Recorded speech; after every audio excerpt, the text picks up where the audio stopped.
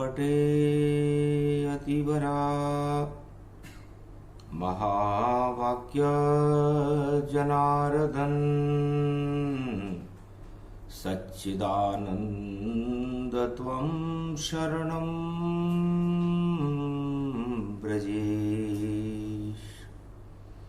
यादवेन्द्रं दयादाता पुंडरीक्षा क्षीरसागर शयनम कमलनयनम नमस्तुते नमामि श्रीहरि।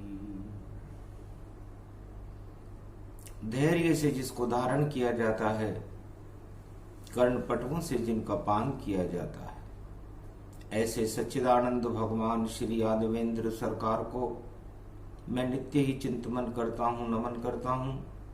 जिनको नमन करने से मंगलादि मंगल तो हो ही जाते हैं, साथ ही में बहुत बड़ा बल मिलता है मनुष्यों को। मंगलवार गुप्त नवरात्रा शक्ति उपासना के सब पात्रा, सभी देव भगवती को और जगदम्बा को रहे मनाए। मंगलवार पड़ गयो भारत और गुप्त नवरात्रा यहाँ प्रगटाए। और 24 को अंक पड़ो है, 24 अवतार प्रगट दिखाए। सब में शक्ति भगवती जगदम्बा और दुर्गा दुर्गति नष्ट करे माए। जैसी चाहे दुर्गति हटा दे और सदगति माता देत बनाए। जप लो सब दुर्गा भगवती भवानी, मंगल सब भक्तों का पाए। जिस जिसने भी जपा भगवती, उसका तो कल्याण दिखाए। मारकंडे यहाँ अमर हो गए और दानी कर्ण प्रकाश दिखाए। नाम हो गया उन भक्तों का जो जगदम्बा करे सहाय। जगदम्बा की शक्ति बड़ी है और कथा रूप वैष्णवी सुनाए। भगवान शंकर उमा जी से कहते हैं कि अगमा निगम ब्रह्म की वाणी, वेद प्रगट वाणी ब्रह्माणी। वाणी ब्रह्माणी जगदम्बा जब प्रगट हृदय में होती है तो निराकार की ज्योति ही सर्वत्र वहां पर होती है।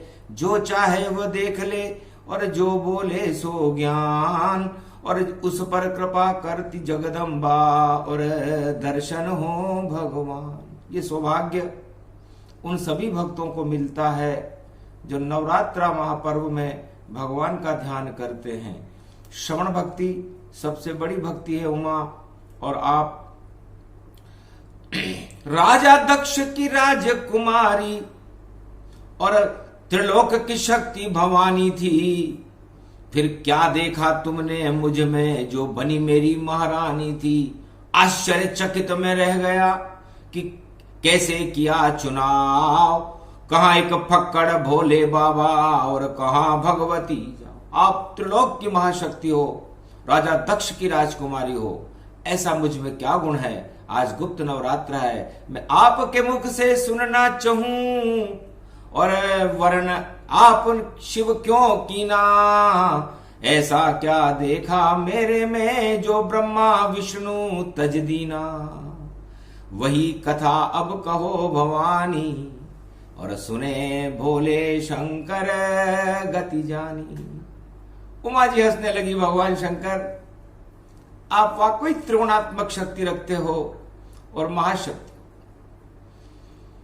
मैंने इसलिए चुनाव किया और वरण किया शिव का जानो, क्योंकि हर पल हर क्षण मुख में और राम नाम उनके मानो। राम नाम मुख से निकले और वेद शक्ति प्रगटाए और मेरे कानों में सदा और भगवत वचन सुहाए।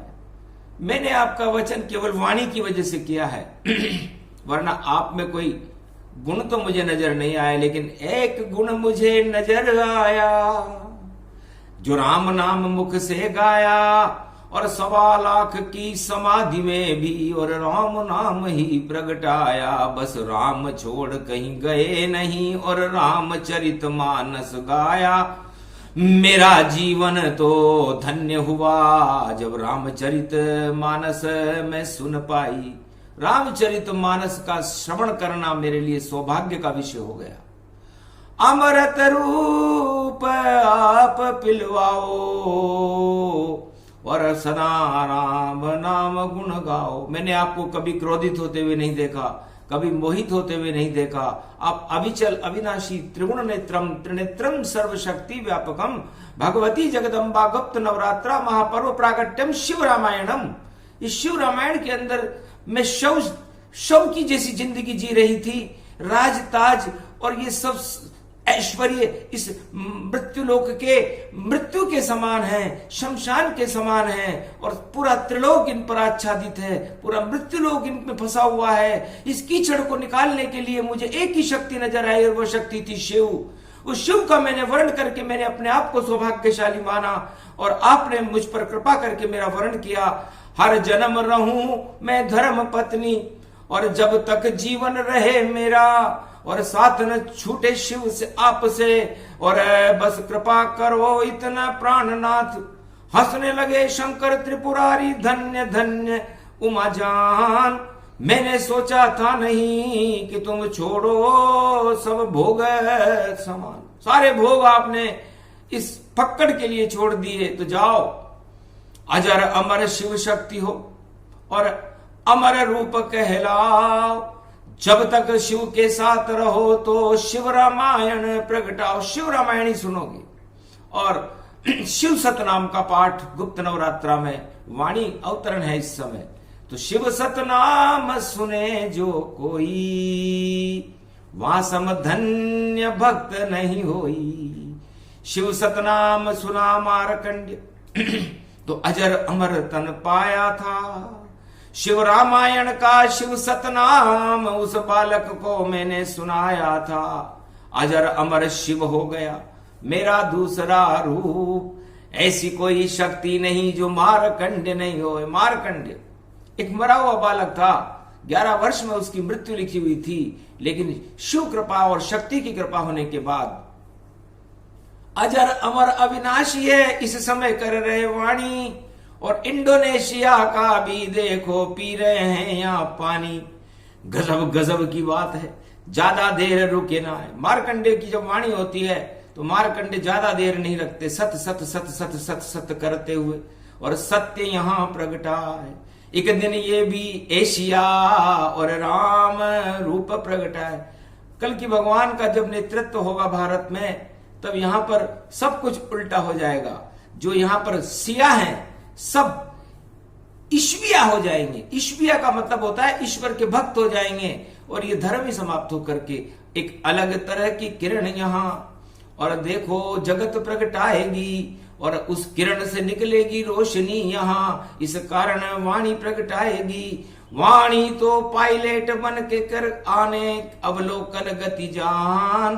कहाँ कहाँ जाना कल की भगवान को और वहीं जाए भगवान। जिधर वाणी कहेगी उधर भगवान चलेंगे। जिधर राम जी कहते थे मैं हनुमान और शिव बनकर उनके पीछे पीछे चलता था। गुप्त नवरात्रा था और राम जी की वनवास में देखकर मैं बड़ा चिंतित हुआ। उमा वो प्रसंग अब सुनो भवानी, शक्ति की बस यही कहानी। सारी शक्ति राम को और दे दी मैंने तत्काल, क्योंकि मैंने देखा अवध से और चले राम जी चाल। अयोध्या से दक्षिण की ओर राम जी क्या करने जा रहे हैं? वनवास उन्होंने क्यों ले लिया? कोई विदेशवास में जाता है, कोई अपने प्रवास में जाता है, कोई भगवान के मंदिर में जाता है, लेकिन ये मेरे इष्ट देव पैदल पैदल क्यों चल रहे हैं? सन्नाटा मच गया त्रिलोक में और गुप्त नवरात्रा प्रसंग सुनो। और तीसरा नवरात्रा है ये और शक्ति इसमें भरपूर सुनो। तो जैसी उनकी शक्ल थी और अकल मेरी चकराए, तेज पुंज भगवान गति धारा, कंधे पर एक तीर सवारा। जटा मुकुट मस्तक गति सोहे, और सारी अवध चुपचाप ही रोवे। धर्म कर्म सब हुए विपरीता, जब से गए राम और सीता। अयोध्या के ऊंधे तबले हो गए, राज मोह में फंस गई केकई, और पुत्र मोह में फंस गए दशरथ, और राम मोह में फंस गई अयोध्या। अब कौन किसको छोड़े, और शिव इष्ट मोह में फंस गए शिव जी।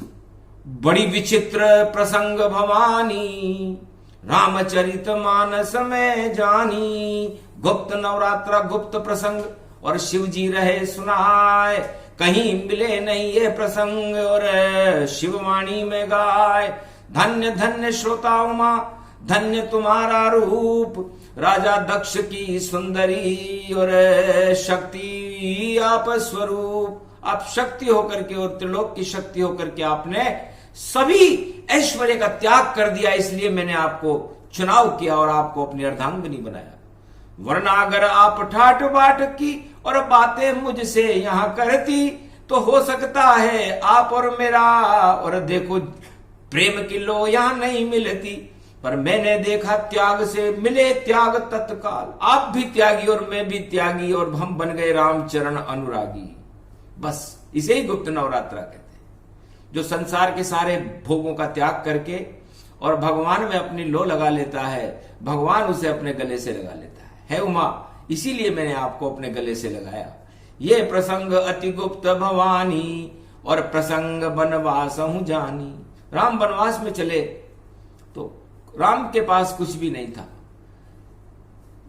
भगवा वस्त्र एक शरीर पर, और तरकश एक तीर जैसा, और राम लखन सीता को जब मैंने पैदल पैदल चलते देखा, तो तेज पुंज एक तापस आवा। मैंने भी वैसा ही रूप बना लिया, एक तपस्वी का रूप बनाया, क्योंकि मैंने सोचा कि मेरे इष्ट देव भगवान राम, जिनके पास कुछ भी नहीं है, पूरे त्रिलोक का मोह छोड़ दिया, अयोध्या का मोह छोड़ दिया, परिवार का मोह छोड़ दिया, सब कुछ छोड़ करके जंगल की ओर जा रहे हैं। धन्य धन्य श्री राम भवानी, पैदल चले अश्रु गति जान। मेरे अश्रुपात होने लगा। मैंने भी वैसा ही रूप बनाया, और मैं राम जी से तापस रूप में मिला। पूरी संसार की जितनी रामायण है उनके अंदर ये प्रसंग लिखा हुआ है, लेकिन इसकी व्याख्या किसी भी, न तुलसीदास जी ने की, न वाल्मीकि ने की, लेकिन वाणी में इस समय मैं सुना रहा हूं कि तेज पुंज एक तापस आवा, और बसंत पंचमी मिलन दिखावा। बसंत पंचमी गुप्त नवरात्रा चल रहा था, 24 जनवरी इस समय है। उस समय तो वहां पर तृतीया नाम की तिथि थी, तीसरा नवरात्रा था। 3 लोक की शक्ति, लक्ष्मण, शेष जी महाराज, राम, त्रिलोक के भगवान विष्णु, 12 कला अवतार और त्रिलोक की महाशक्ति पैदल पैदल चल रहे थे। मैंने पूछा, महाराज किधर का गमन है ये?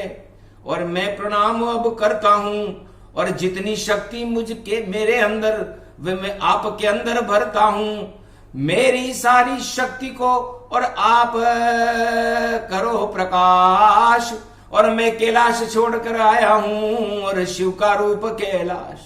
भगवान शंकर ने अपनी सारी शक्ति, अपना सारा तेज भगवान राम को प्रदान कर दिया। गुप्त नवरात्रा का प्रसंग है, हंसी खेल नहीं है कि ये किसी भी समय आ जाएगा। शिव की कृपा नहीं हो, एक अक्षर नहीं सुन सके, ये गुप्त नवरात्रा हो। इस गुप्त नवरात्रा में जो प्रसंग वाणी पड़ती है वो संसार और पूरे त्रिलोक में कहीं भी विद्यमान नहीं होता। राम गदगद हो गए।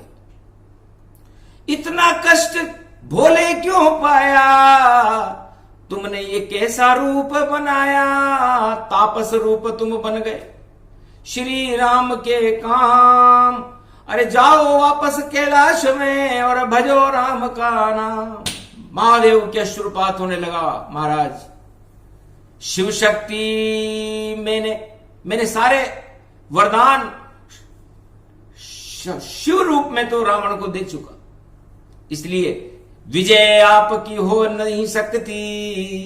क्योंकि रावण के पास पूरी शिव शक्ति, लेकिन मैं अब उन वरदानों को वापस नहीं ले सकता, इसलिए रूप बदल कर मैं यहां आया, तमसा तीर मिलन हो पाया। इस कारण मैंने जैसे आपका रूप है वैसे मेरा रूप बना लिया और सारे वरदान रद्द कर दिए।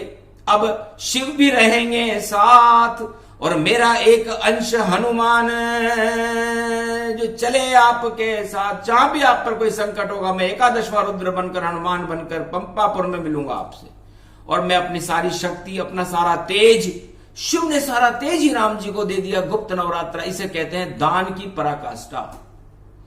परहित सरिस धर्म नहीं भाई, ऐसा दान कभी देखा नहीं। शिव जी जो त्रिलोक के अधिष्ठदाता हैं, जगत गुरु हैं, कैलाशपति हैं, जिनका कभी जन्म ही नहीं होता। यदि कोई पूछे उमा प्रसंग मुझसे कि शिव जी कैसे जन्म आए, तो उत्तर कोई दे नहीं पाए यहां, और सारे ही सब भरमाए। मैं तो आदि शक्ति हूं और अजन्मा तन रूप, फिर भी मेरा जन्म है और है शक्ति उमा स्वरूप। फिर भी मेरे साथ उमा आप शक्ति के रूप में हो और मेरा जन्म है, जबकि शिव का कोई जन्म नहीं है। आद्य गुरु हैं, भगवान विष्णु से पहले हैं और निराकार ज्योति स्वरूप का प्रकाश ही मैं हूं। और मैंने अपना सारा प्रकाश भगवान मर्यादा पुरुषोत्तम राम के प्रकाश में लेकर दिया, क्योंकि वो सूर्य वंश की 12 कला अवतार है। शक्ति मिली जब राम को तो भूख लगे नहीं प्यास, और जिधर जाओगे राम जी और सब पूरेंगे आस। जिधर आप जाओगे आप आशावादी लोग आपके दर्शन करके ही धन्य हो जाएंगे। तो तत्काल वहां से प्रणाम कर और अदृश्य हो गए त्रिपुरारी। और शक्ति की ये कथा उमा जो शक्ति राम को दी सारी। यदि राम को तेज पुंज एक तापस वो शिव जी का स्वरूप थे, और शिव जी यदि अपनी पूरी शक्ति राम जी को नहीं देते तो रावण पर विजय नहीं कर सकते थे। तो विजय दात्री ओम विजयेश्वरी जगदम्बा नमामि भगवती भयहारिणी संकट मोचनी दुर्गा दुर्गति नाशिनी सर्व सिद्ध गायत्री महामंगला काली भद्रकाली ह्रीं क्लीं विचे चामुंडा स्वाहा। तो राम और शिव का मिलन तो तमसा पर ही हो गया। तमसा का मतलब होता है जितने भी हमारे अंदर तमोगुण होते हैं वो हमारे जीवन को समाप्त कर देते हैं और हमें भोगों की तरफ ले जाते हैं। और भोगों की तरफ जाने से मनुष्य अधोगति में चला जाता है। 84 लाख योनियां उसकी प्रतीक्षा करती रहती है। और जब आदमी इन तमोगुणों को छोड़ करके सतोगुण की तरफ जाता है, सत्य की तरफ जाता है, भगवान के मार्ग पर जाता है, तो भगवान आत्मा और परमात्मा एक हो जाते हैं और फिर परमानंद स्थिति आ जाती है। इसलिए है संसारवासियों, भगवान शंकर अपना अनुभव बता रहे हैं, सुना उमा जी को रहे हैं, वाणी उसे सुन रही है और सारे संसार को बता रही है।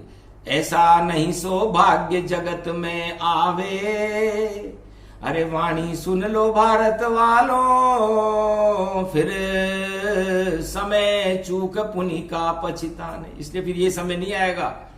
वाणी जितने दिन चले सुन लो सब चुपचाप, अरे वाणी सुनते सुनते ही कट जाएंगे पाप। ऐसा कोई व्यक्ति नहीं है जिसके ऊपर कर्मों का पाप न हो। वो अपने आप को यदि ऐश्वर्य और भोगों से अपने आप को धन्य मान रहा हो तो सबसे बड़ी भूल रावण ने की, वो आप मत करना। रामचरितमानस में हमने ये सब बातें सिखा दी हैं, लेकिन सीखने को कोई तैयार नहीं है। सारा ही जगत इस कलयुग में रावण नीति अपनाता है, चाहे राजा हो या प्रजा हो, ये सब रावण रावण गाता है। सब भोग भोगता रहता है, ऐश्वर्य सभी अपनाता है। भगवान की तरफ यहाँ कोई नहीं और भाग्य नहीं जग पाता है। जब तक आप भगवान की तरफ नहीं जाओगे आपका भाग्य नहीं जगमगाएगा। सबसे पहले सतयुग की कथा और शिव जी उमा को सुनाते हैं। एक बालक था जिसका नाम था ध्रुव और उसका भाग्य जगाते हैं। आज तलक चमके उसका भाग्य और ध्रुव तारा गति जान, कभी प्रकाश समाप्त हुआ ही नहीं, ऐसी कृपा विष्णु भगवान। भगवान विष्णु ने सारे संसार में सतयुग में एक ही था, उसका नाम था ध्रुव। उसने अब ध्रुव किसी गोल वस्तु के 4 भाग को कहते हैं। जब वहां पर आप एक स्वस्तिक निशान बनाओगे किसी गोले के ऊपर तो उसके 4 ध्रुव हो जाएंगे और वह चारों ध्रुवों को उसने बिंदु जैसे अणु होता है उसके अंदर एकाकार कर लिया, तो भगवान विष्णु खुद ध्रुव बन गया और वो प्रकाश उस अणु का आज भी प्रकाशमान है। विज्ञान क्या बताएगा? शिव, ज्ञान के पिता भी शिव हैं और विज्ञान के पिता भी शिव हैं, लेकिन विज्ञान जहां से भगवान प्रारंभ होता है समाप्त हो जाता है, और भगवान कभी समाप्त नहीं होने वाली वस्तु है। इसलिए आपको अपनाना है तो इन भोगों को और इस विज्ञान की भौतिक वस्तुओं को क्यों अपनाते हो? मेरे इष्ट देव भगवान मर्यादा पुरुषोत्तम राम ने अयोध्या में कहा था कि भाई आप लोग क्यों रोग रहित रहते हो, क्यों रोगों से घिरे हुए रहते हो, क्यों अभागापन आपके अंदर है, देहिक देविक भौतिकता आपको नष्ट कर देंगे, आप इनमें फंस जाओगे तो संसार में आपका कल्याण नहीं हो सकता। तो देहिक देविक भौतिक तापा राम राज्य काहू नहीं व्यापा। तो मेरी शक्ति और राम की शक्ति, इन दोनों ने मिलकर के पूरे विश्व में राम राज्य की स्थापना की थी।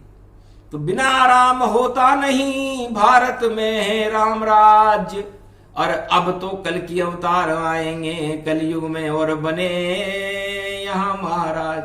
जब तक कल की भगवान नहीं आए तब तक भारत में राम राज्य कोई ला नहीं सकता। राजनेताओं की तो कोई शक्ति नहीं है, क्योंकि राजनेता अपनी सत्ता के प्रकाश में रहते हैं, सत्य के प्रकाश से बहुत दूर रहते हैं और बातें राम राज्य की करते हैं। लेकिन राम राज्य अति कठिन भवानी, और तुम भी फक्कड़ में फक्कड़ानी। मैं भी फक्कड़ हूं, आप भी फक्कड़ हो। राम राज्य की हम बातें कर रहे हैं, लेकिन हम सक्षम हैं, सर्वशक्तिमान है। भगवान शंकर जो कहते हैं वो करके दिखाते हैं। क्यों? क्योंकि वो गुरु हैं। गुरु का मतलब क्या होता है? गुरु वह शक्ति है गुप्त नवरात्रा में जो अंधकार में भी प्रकाश कर दे, जो गौरव भर दे अपने शिष्य के अंदर। ऐसे गुरु कलयुग में अभी दिखाई नहीं देते।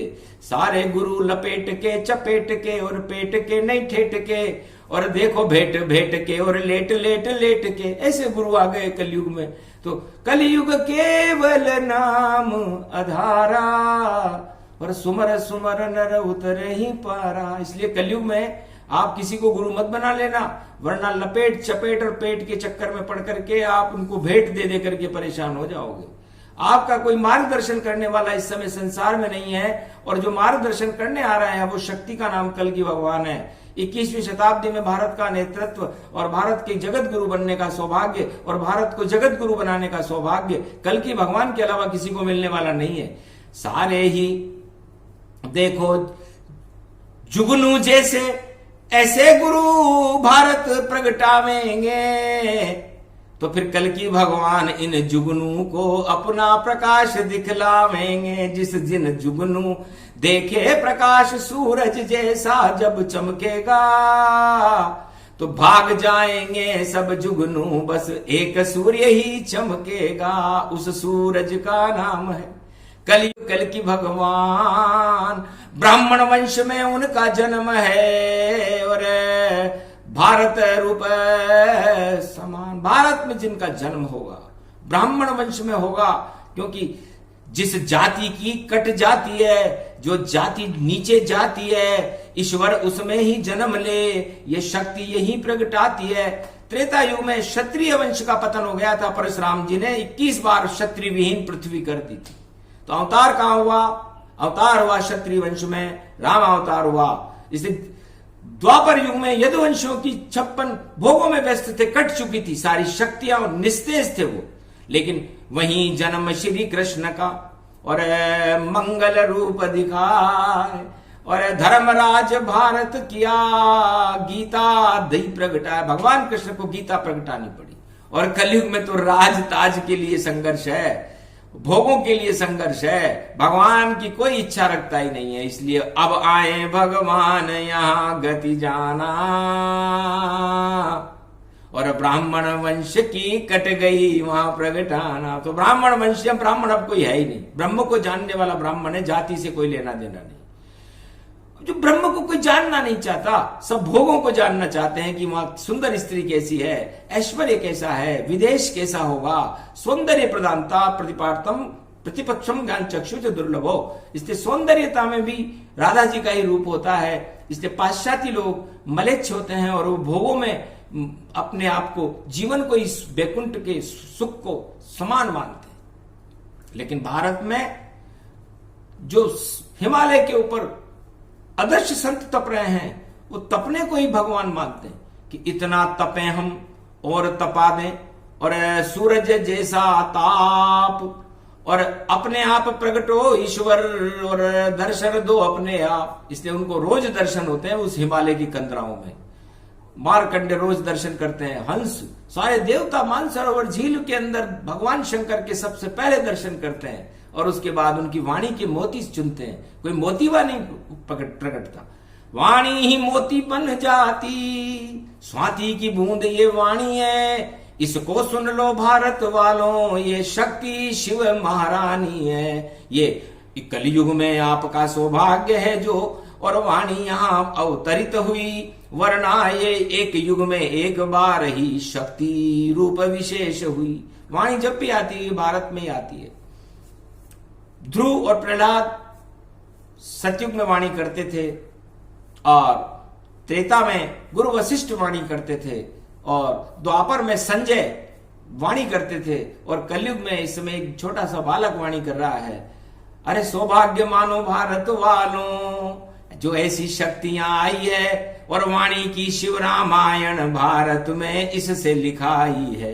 गीता भी इसने लिख दी सारी, और सत्य कथा गुण पाई है, और घन घमंड कुछ भी है ही नहीं, और मेरी इच्छा से मलेशिया इंडोनेशिया आई है। ये अपनी इच्छा से नहीं, हमारी इच्छा से आया है। हम देखना चाहते हैं कि वाणी वहां क्या कर सकती है। जो कर सकते हैं कल की भगवान, वो वाणी भी कर सकती है, पर वाणी तो सेवक रूप जानो, वह घमंड बिल्कुल नहीं करती है। जो आज्ञा दे शिव ब्रह्मा विष्णु, और ब्रह्मा विष्णु महेश, उसका पालन करेगी, बोले शिव गुप्त नवरात्रा विशेष। ये गुप्त नवरात्रा है। कहां प्रसंग कहां गति जाना, और राम शक्ति मिली शिव भगवाना। भगवान राम को जब शक्ति दी तो शिव जी ने दी थी। इसे कहते हैं तेज पुंज एक तापस आवा। और तुलसीदास जी के रामायण में लिखा हुआ है कि वो दशरथ की आत्मा थी जो राम जी से मिलने आई थी। अरे दशरथ तो अभी मरे ही नहीं, आत्मा कहां से आ जाएगी। लेकिन जो समझे कुछ भी नहीं इधर उधर की बात, दशरथ की नहीं आत्मा, वह शिव शक्ति प्रगटात। वो शिव जी थे जो अपने इष्ट देव राम से मिलने आए थे, और जैसा राम जी के वेश था वैसे बने थे। तो ये प्रसंग शक्ति का सुनाया, और सर्वशक्ति वैभव में गाया।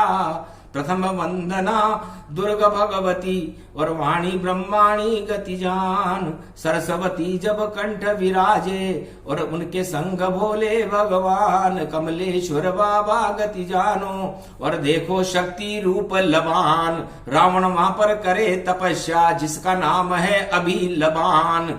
श्रवण कुमार जब आया वहां पर, और मांगा माता पिता से दान। आगे कावड़ नहीं ले जाऊं, ये तो धरती हाड़ोती की लवान। ऐसी शक्ति लवान रूप में वहां पर 56 भैरव गत प्रगटाए। वहां पर रावण करे तपस्या, कमलेश्वर वहां सामने पाए। इंद्रगढ़ की थी इंद्राणी, इस कारण धरती में कुछ कोश दिखाए। जो भी रावण के अंशज हो वो लबान में सब प्रगटाए। जितने चाहे नौकरी में जावे, चाहे कैसे भी वहां जावे ताए। बुद्धि बिगड़ जाती है उनकी, ऐसी शक्ति रूप लबान। और हाड़ोती की धरती देखो, उस पे धरती रूप समान। जब श्रवण कुमार जैसे सत्यवादी भक्त की बुद्धि को बिगाड़ने वाली शक्ति लबान में आकर के पलट दिया, उसने कहा माता पिता पैसे दो तब आगे ले जाओ। तो सोचो, हर भूमि के अंदर उसके अणु होते हैं, और वो अणु वहां पर वही काम करते हैं, क्योंकि खारी खारी भूमि है, खारा खारा पान। और चले कैलाश के ऊपर, और राक्षस ताल समान।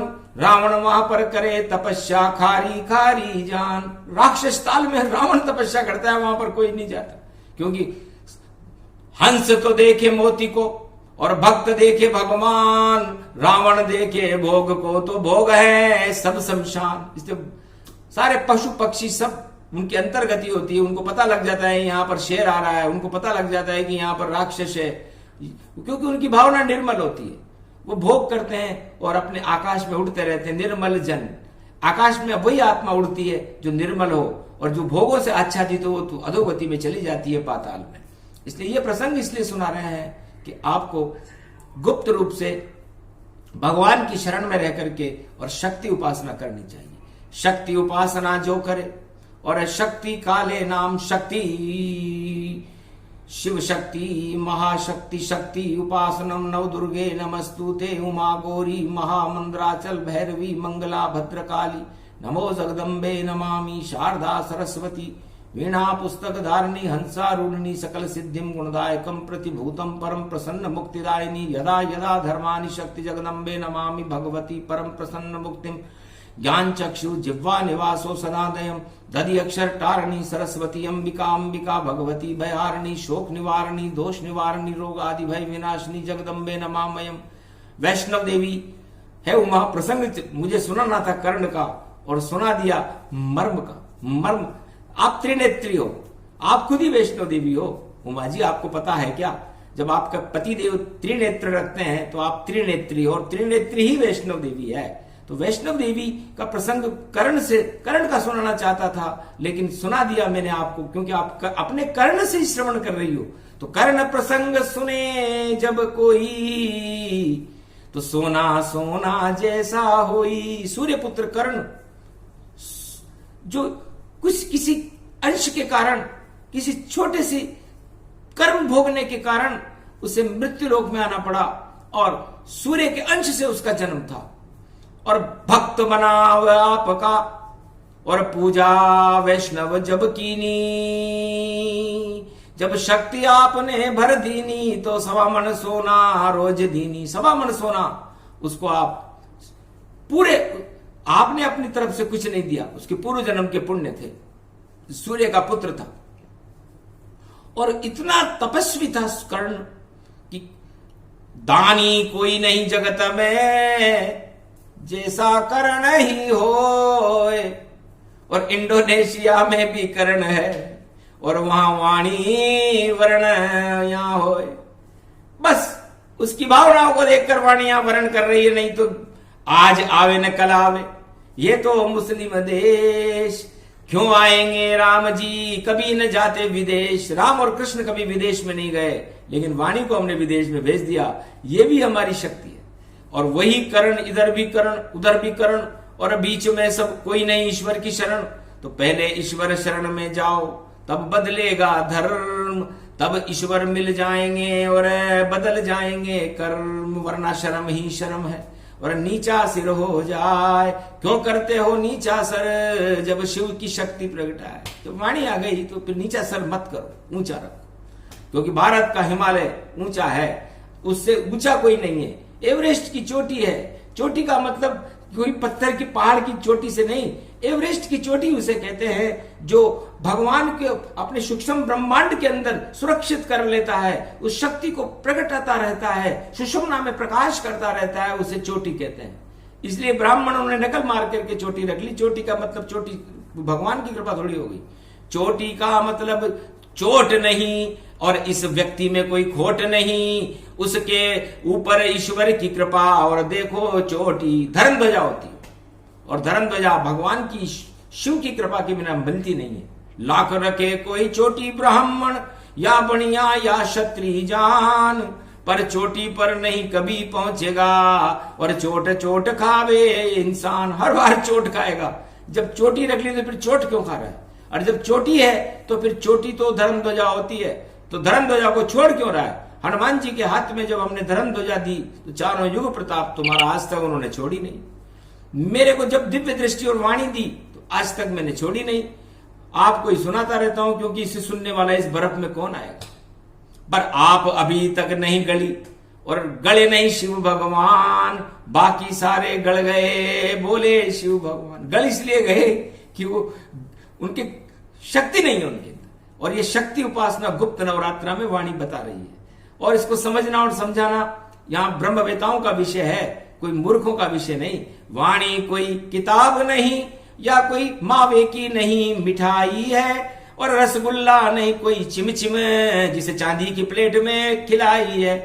मावा इसको जानिए, माँ का मतलब होता है महादेव और वा का मतलब होता है उनकी वाक शक्ति, उसे मावा कहते हैं। सफेद सफेद मावा मिठाई, ये तो सब बेकार। मावा बन गए महादेव और वाक शक्ति वाणी सद्धार। वाणी बोलते हैं वो, तो वो मावा बन जाता है, और उस मावे को, मिठाई को जो ग्रहण करते हैं वो ब्रह्मवेता होते हैं। बाकी सब मिठाई 56 भोग सब, और 56 जान, 56 का तो काल है, और यदुवंशी गतिमान। ये 56 का अंक जहां भी आता है वो अशुभ होता है, क्योंकि 56 करोड़ यदुवंशियों का काल आया था, और काल अपनी गलती से आया था, इसलिए 56 कभी मत लाओ। यो मत कहो कि मैं 56 हूं, वरना लमान में भी 56 जी हैं, वहां भैरव स्वरूप है। उन 56 जी, रावण उनकी तपस्या करता था, और बहुत से लोग कहते हैं हम 56 हैं। तो 56 का काल भारत में प्रसिद्ध है, और जो 56 लगा लेगा बस 56 छुप जाएगा, उसका बड़प्पन ही समाप्त हो जाएगा। 56 से दूर रहो, और उल्टा कर लो इसका, 6 और 5 को 11 जोड़ो। 11 का मतलब होता है महादेव, और महादेव के अंश है हनुमान जी, एकादशवां रुद्र है, इसलिए हनुमान जी को 56 मानो, बाकी तो सब 55 है। तो 55 ढप्पन कप्पन 56 बेकार है, सभी ये बातें हैं। और भगवान शिव अपनी वाणी में इनको नहीं बताते हैं। जो 56 बन जाए घमंडी, तो उसका घमंड हो चूर, ज्यादा दिन नहीं चलेगा, बोले शिव भरपूर। 56 जानिए, गुप्त नवरात्रा जान, सर्वशक्ति वे भवगति, और 56 है भगवान। हनुमान जी महाराज 56 है, छुपे हुए रहते हैं। मैं खुद छुपा हुआ हूं, और मेरा स्वरूप एकादशवां रुद्र हनुमान छुपा हुआ रहता है। कहां रहे किसके संग पता नहीं चल पाए, पवन पुत्र हनुमान है जो पूरे त्रिलोक में जाए। पवन ऐसा 49 करोड़ पवन सारे संसार में रहती है। यदि हनुमान जी ना हो और कोई हनुमान जी को न माने तो जीवी नहीं, मृत्युलोक में जीवन ही हनुमान जी है। तो मृत्युलोक का जीवन तो उमा जी मैं हूं। अब मैंने जीवन आपको भारत में क्यों दिया कि आप उस जीवन में भगवान को जियो। अब आप भगवान को जीना छोड़ करके आप जाने कौन से जियो में फंस गए। ये जियो वियो सब पियो पियो ये बेकार सब बातें हैं, सब डूब जाएंगे एक दिन। देखो जियो जियो जियो जियो, जीवन जाते हैं। जियो तो एक ही है, जियो और जीने दो, ये हमारे भारत का उद्देश्य है। अरे भाई भगवान में जियो और भगवान में जीने दो, इसको समझ जाएगा। यही गुप्त नवरात्र का गुप्त प्रसंग है। आगे सुनाएंगे कल। और कर्ण ज्ञान की बात लंबी हो जाएगी वाणी, और हो गया शुभम प्रभात। अखंड ब्रह्मम तेजम च प्रतिभूतानि ब्रह्म सत्य यथात नगरयांति अंत मृत्युंजनम तम महामृत्युंजय तम नमः शिवाय। इसलिए गुप्त नवरात्रा में इंडोनेशिया में ये तीसरी शक्ति हमने बताई, जो शिव सतनाम है। शिव सतनाम के अंदर वो प्रसंग आते हैं जो वेदों से आती है शक्ति, और वाणी भी वेद बनाती है। वाणी से ही गीता प्रगटे, वाणी रामायण प्रगटाती है, वाणी से भागवत बनती है, वाणी से सब कुछ होता है। बिन वाणी भारत सदा रहता है सब सून। वाणी ही भगवान है और वाणी शक्ति भरपूर। इसलिए वाणी वेदों की भी मां है, सरस्वती है। कंठ में निवास करने के बाद जो शब्द कहे वो शक्ति बन जाती है, और वो शक्ति ही भारत को गौरवान्वित करती है। इसलिए तीसरे नवरात्रा में इस प्रसंग को सुनने वाले सभी भक्तों को और भारत को वाणी वरदान देती है कि भारत का गौरव अमर रहे, भारत की सीमाएं सुरक्षित रहे और अमर रहे, भारत अमर रहे, भारत में भगवान की शक्ति भरपूर रहे और कल की भगवान का प्रकाश रहे। ये प्रसंग पूरा हुआ। शक्ति रूप प्रसंग सुने सुनाए जो इसे, तो उस पे शक्ति के रंग। तो शक्ति उपासना में शक्ति को प्रकट करना ही वाणी का धर्म था, और उसने उस धर्म को निभाया। आप भी धर्म के साथ रहें, अपने भ्रमों को छोड़कर भगवान के साथ रहें, तो आपका कल्याण है। बोलो जय शिव शक्ति, जय वाणी ब्रह्मांड।